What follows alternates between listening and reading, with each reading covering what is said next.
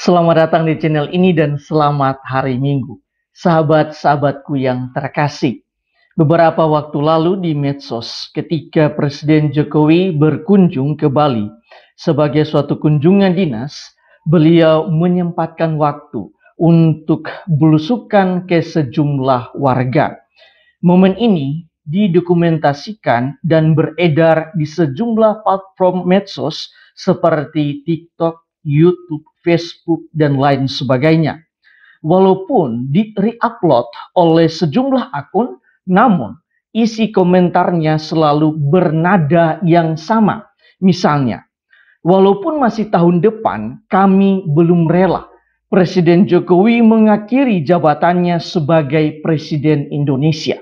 Ada juga yang mengatakan, bukan Presiden Jokowi yang akan kehilangan jabatan presiden, tetapi rakyat Indonesia yang akan mengalami kehilangan presiden terbaiknya.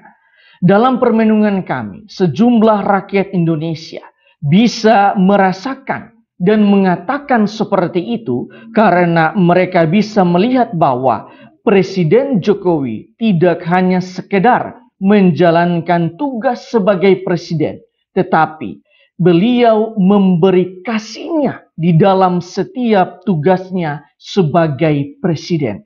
Ia menjalankan tugasnya atas dasar kasih bagi negara dan rakyat Indonesia, bukan untuk kepentingannya atau untuk kroninya.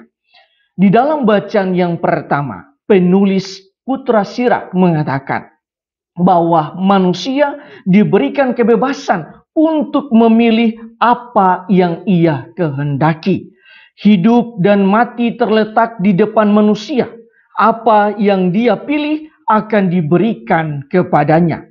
Tetapi dari pihak Tuhan, Tuhan tidak menyuruh orang menjadi fasik dan tidak memberi izin kepada siapapun untuk berdosa. Karena itu, Tuhan sudah menyediakan hikmatnya.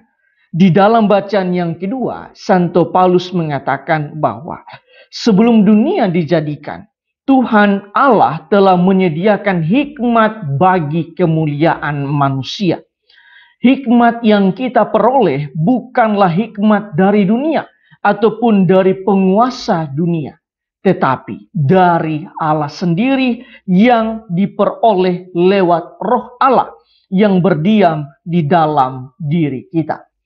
Di dalam bacaan Injil, kita mendengar bagaimana hikmat Allah bekerja di dalam diri Yesus, sehingga Yesus bukan meniadakan hukum Taurat atau kitab para nabi, tetapi menggenapi ataupun menyempurnakannya. Alasan mendasar bahwa Yesus menyempurnakan ataupun menggenapi hukum Taurat ialah Yesus memberikan dasar kasih kepada setiap hukum tersebut. Contoh, hukum Taurat melarang orang untuk membunuh, tetapi Yesus menegaskan bahwa hanya dengan marah saja seseorang harus dihukum, dan yang mencaci maki saudaranya dihadapkan ke mahkamah agama, dan siapa yang menghina saudaranya harus dicampakkan ke dalam neraka. Bagi Yesus, kasih itu di atas segala-galanya, dan inilah yang membedakan hikmat Allah dengan hikmat dunia. Sahabat-sahabatku yang terkasih, berdasarkan bacaan-bacaan hari ini, marilah kita merenungkan sejumlah remah permenungan. Pertama, di dalam bacaan Injil, Yesus menyempurnakan hukum Taurat atas dasar kasih Allah. Yesus memberi jiwa terhadap hukum Taurat tersebut, dan jiwa itu adalah kasih. Sebagai pengikutnya, kita pun belajar untuk melakukan segala sesuatu atas dasar kasih Allah. Kasih Allah harus menjadi dasar di dalam setiap pikiran, perkataan, perbuatan, dan seluruh hidup kita. Dengan kata lain, kita memberikan jiwa dan spirit kasih di dalam setiap aktivitas kita setiap hari. Kita memberikan jiwa dan spirit kasih di dalam setiap pekerjaan ataupun di dalam setiap tanggung jawab kita. Kedua, jika kita sampai pada titik ini, maka kita akan selalu melakukan segala sesuatu dengan penuh ketulusan dan penuh kemurnian hati. Kita terhindar dari sikap mencari pujian, mencari nama, ataupun mencari kesombongan diri. Ada kata-kata menarik dari Santa Teresa dari Kalkuta. Ia mengatakan, tidak semua dari kita dapat melakukan hal-hal yang besar, tetapi kita dapat melakukan hal-hal kecil dengan cinta yang besar. Marilah sebagai pengikut Kristus kita meletakkan kasih Allah di dalam setiap pekerjaan maupun seluruh aktivitas diri kita. Ketiga, di dalam Injil, Yesus menyebutkan beberapa poin hukum Taurat yang disempurnakannya. Dalam permenungan kami, ada satu hal yang hendak ditekankan oleh Yesus dari semua penegasannya itu, yaitu kesucian dan kemurnian hati, kemurnian pikiran, dan juga kesucian dan kemurnian keinginan ataupun kehendak diri kita. Di dalam Injil kita dapat melihat bagaimana Yesus menyempurnakan hukum Taurat.